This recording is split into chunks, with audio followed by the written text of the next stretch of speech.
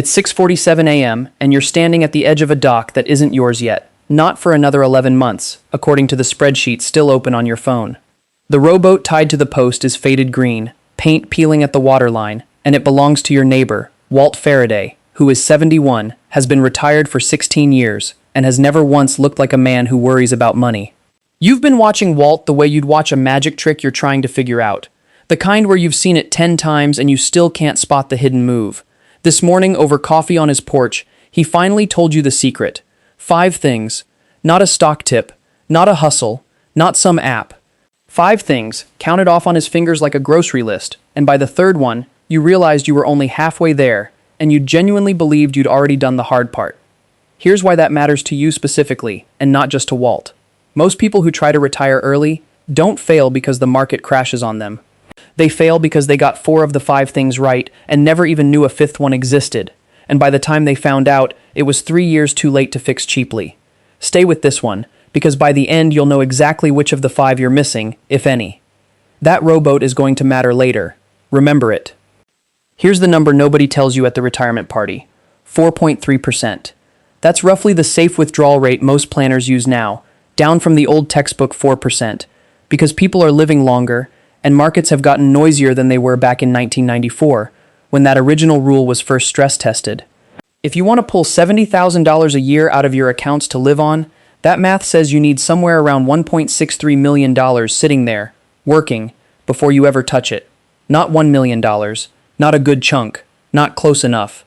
$1.63 million, in writing, with your name on it, verified, not estimated over drinks. Your friend Derek Aoki, 2 cubicles down from where your desk used to be, has $890,000. Solid money. Money most people would be thrilled to have. And he's been telling people at lunch he's basically there. He is not basically there. He is 54% of the way there, which is a very different sentence, and nobody at that lunch table did the division out loud. Because doing the division out loud is the least popular thing you can do at a table full of people who want to believe. That's the first thing Walt told you. Know your real number, not your hopeful one. Write down what you actually spend, not what you think you'll spend once you cut back, because you won't cut back, nobody ever really does. Multiply it by 25, and look the answer in the eye before you let yourself dream about a date on a calendar.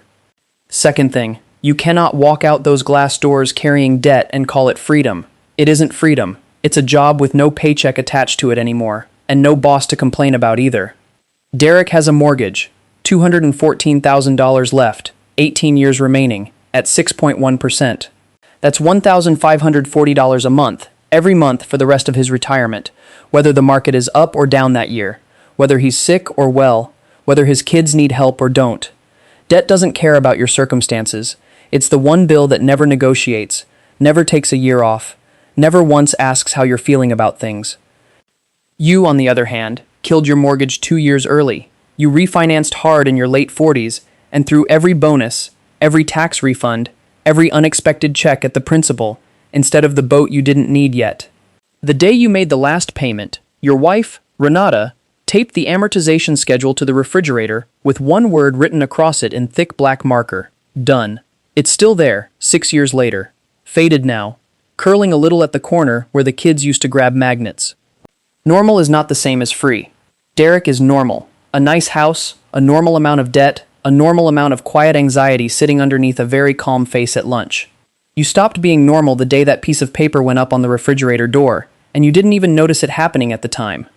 Third thing, and this is the one that quietly ends careers early, or ends them badly, or ends them on a schedule you didn't choose. Healthcare.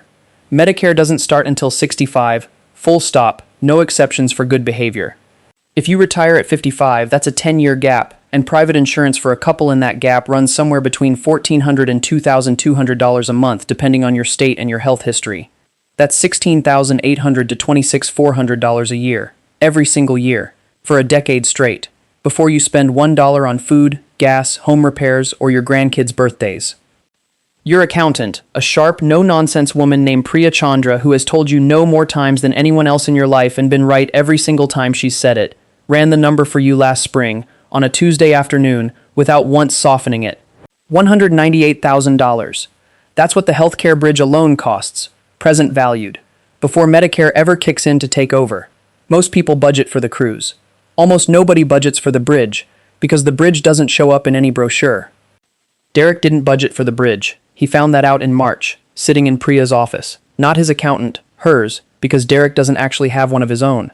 He has a guy who does his taxes in February and vanishes for the other 11 months of the year. Priya told him the number. He asked her to say it again, slower, the way people do when they're hoping the second version comes out smaller than the first. Fourth thing. You need income that shows up whether you get out of bed or not. Not a pile you're chipping away at year after year and quietly hoping doesn't run out before you do.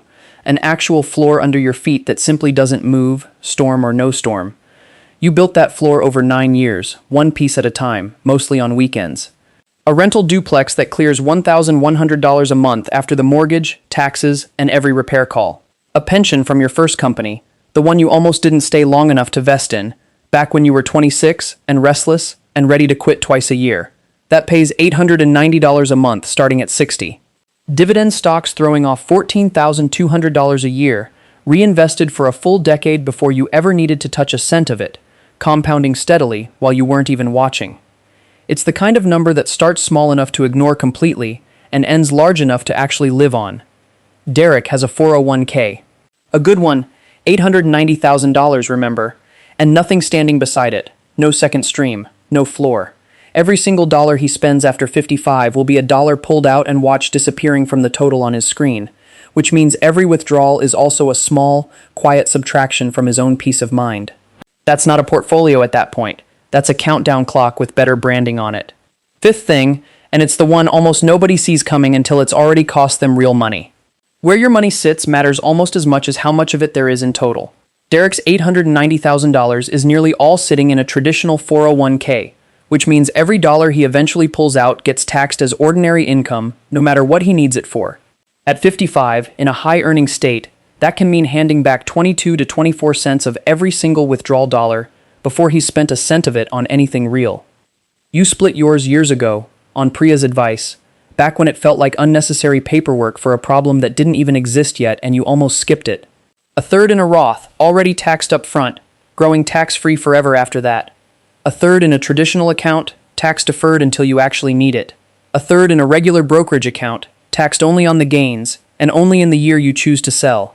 That split means you get to pull income from whichever bucket keeps you in the lowest bracket that particular year, which, run out over a full 30-year retirement, Priya estimated saves you somewhere north of $140,000 in taxes you will simply never have to pay, to a government that will never once send a thank you note for the years you spent organizing it properly. Diversification isn't only about stocks and bonds sitting next to each other in an account. It's a habit wearing a suit. And most people only ever put that suit on the money itself, never on the taxes waiting quietly behind it, patient, for the day you finally need to touch what you built. There was a stretch, about 4 years into all this, when you almost gave up on the whole plan. Not loudly, quietly, the way most people give up on things. You just stopped opening the spreadsheet for a few months. Renata's mother got sick that spring, and between the hospital visits and the extra flights and a roof that picked the worst possible time to fail, the number on the screen stopped climbing and started sliding backward for 2 straight quarters. You remember standing in Walt's driveway one evening, not even meaning to bring it up, and saying something like, "I don't know if this is actually going to work." Walt didn't offer you a pep talk. He just said, "The 5 things don't care what quarter it is. They only care what you do next." You went back inside and opened the spreadsheet again that same night. That's the part nobody puts in the highlight reel, the 2 quarters where it didn't look like it was working at all.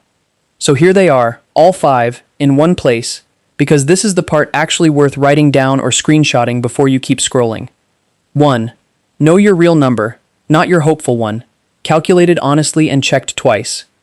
2. No debt walks out the door with you, not a mortgage, not a car payment, nothing that sends a bill regardless of the market. 3. Fund the healthcare bridge before Medicare, on purpose, in its own separate account, treated as untouchable. 4. Build income that arrives whether you get out of bed or not, a real floor, not a shrinking pile. 5. Split where your money actually sits, so taxes never take a bigger bite out of your years than they legally have to. 4 out of 5 will get you close. It's almost always the 5th one, quietly, that decides whether you retire on schedule or 3 years late and wondering why.